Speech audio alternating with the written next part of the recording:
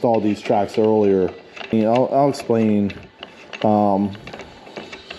where I got them and everything. I got them from Grainger. They're a 30mm track.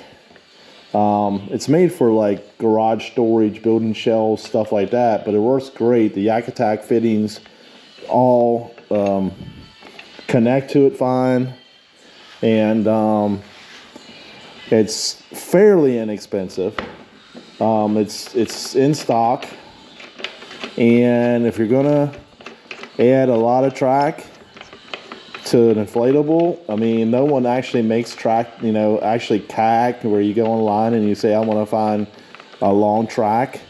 I think YakAttack family has come out with something, maybe it's 24, 36 inches, but if you want something 6-8 feet, you're gonna have to buy the Grainger track and cut it, and it works great. And all these fittings, you can see the L bracket, everything is right there in stock in Grainger. And I'm gonna go ahead and look at this and see how I've got it fit up. All these fittings here are in stock. I'm gonna have to loosen them and then slide my track, and I want to slide everything forward, so I'll have to do the same thing. Maybe I should,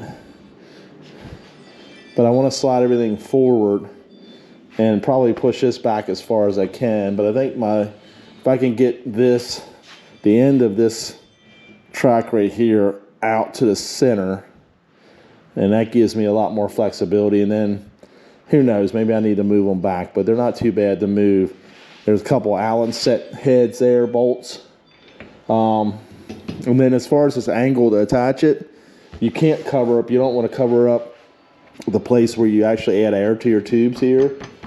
So I just got 1/4 by 4 inch angle and cut it, and ground it down on the ends. And as you can see, I even drilled in the wrong location, but figure out what length I need on this side and length on this side to mount it, and it offsets it inside. It works great. So I wish I had done a video on that for everybody, but it's pretty straightforward, and I can send some pictures if anybody wants any photos.